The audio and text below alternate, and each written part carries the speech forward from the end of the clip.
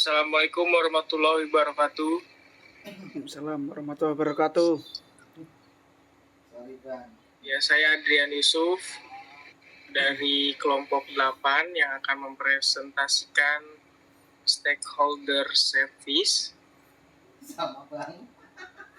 Ya, stakeholder adalah pihak pemangku kepentingan atau beberapa kelompok orang yang memiliki kepentingan di dalam perusahaan yang dapat mempengaruhi atau dipengaruhi oleh tindakan dari bisnis secara keseluruhan. Stakeholder dikelompokkan menjadi dua, yaitu stakeholder internal dan stakeholder eksternal. Stakeholder internal meliputi organisasi atau industri itu sendiri, pemegang saham, pemilik bisnis, dan para karyawan. Sedangkan stakeholder eksternal meliputi konsumen, supplier, pesaing, investor, pemerintah, dan sebuah komunitas lokal di suatu daerah, media, ataupun masyarakat secara umum, dan lain-lain. Stakeholder service adalah layanan pemangku kepentingan, dan stakeholder fokus adalah manajemen perubahan fokus pemangku kepentingan. Ya, dan yang selanjutnya akan dipresentasikan atau dibawakan oleh rekan kami yang bernama Yudi Gunawan. Kami persilahkan. Oke, selanjutnya indikator pelayanan yang berkualitas. Ada 5 dimensi kualitas pelayanan oleh Pak Suruman, Z. Tamel, dan LL Berry. Yang pertama yaitu reliability atau keandalan menjadi salah satu indikator membangun kualitas pelayanan.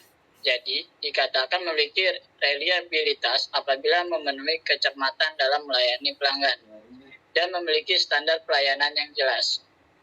Yang kedua, yaitu responsiveness. Indikator kualitas pelayanan juga harus bersifat responsiveness. Jadi butuh daya tanggap yang cepat terhadap perkembangan dan perubahan selera konsumen terhadap produk, barang, atau keinginan konsumen. Yang ketiga, assurance. Jika diperhatikan, khususnya untuk jual beli barang atau jasa yang memiliki daya jual tinggi, bentuk kualitas pelayanan berbentuk jaminan atau asuransi. Sadar atau tidak, jaminan sangat membantu meningkatkan rasa kepercayaan pelanggan kepada perusahaan. Yang istilah tangibles adalah bentuk pelayanan yang dapat dirasakan dan dilihat secara langsung. Salah satu bentuk yang berbentuk tangible adalah fasilitas fisik, fasilitas komunikasi, hingga peralatan staf. Adapun kehadiran tangible yaitu memberikan kemudahan dalam proses pelayanan dan menampilkan dalam melayani pelanggan. Adapun fungsi dari tangible yaitu memberi kenyamanan dan memberikan kemudahan akses bagi pelanggan maupun konsumen. Yang terakhir atau yang kelima, attention. Attention adalah perhatian yang sangat membantu dalam membangun sebuah hubungan perhatian dan komunikasi antara orang lain. Bentuk perhatian sebenarnya berbentuk hal-hal kecil, namun memberikan dampak pengaruh yang luar biasa kepada pelanggan. Untuk materi selanjutnya akan disampaikan oleh rekan saya yang bernama Mas Temes. Silakan Mas Temes.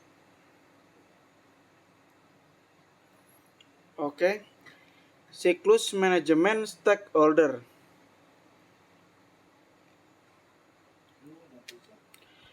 Apa itu stakeholder management? Stakeholder management adalah proses identifikasi, memprioritaskan, dan melibatkan stakeholder selama proses produk development. Aspek satu ini merupakan komponen penting dalam manajemen produk, karena stakeholders pada akhirnya memainkan peran penting dalam kehidupan produk. Stakeholder sendiri cenderung berfokus pada gagasan bahwa perusahaan dapat mengelola kepentingan para stakeholders. Stakeholders manajemen sendiri biasanya dirancang pada tahap awal proyek dan akan diterapkan hingga proyek berakhir. Proses manajemen dalam stakeholders terdapat 4 tahap. Proses yang terjadi pada manajemen pemangku kepentingan atau stakeholders mengidentifikasi pemangku kepentingan mengidentifikasi semua orang yang terlibat dalam proyek atau terpengaruh olehnya. dan menentukan cara terbaik untuk mengelola hubungan dengan mereka. 4 langkah manajemen hubungan dengan stakeholders. Ada 4 proses efektif dalam analisis stakeholders. 1. Mengidentifikasi siapa pemangku kepentingan Anda. 2. Prioritaskan pemangku kepentingan Anda. 3. Pahami pemangku kepentingan utama Anda. 4. Pengelola pemangku kepentingan Anda. Manfaat stakeholders management. Beberapa manfaat lainnya yang ternyata bisa diraih perusahaan dengan stakeholders management, contoh manfaatnya. 1. Meningkatkan kejelasan peran dan fokus dari perusahaan serta stakeholders. 2. Meningkatkan manajemen dari pada stakeholders. 3. Kejelasan finansial dalam proyek. 4. Mengurangi risiko kerugian dalam proyek. Sekian, terima kasih dari kelompok kami.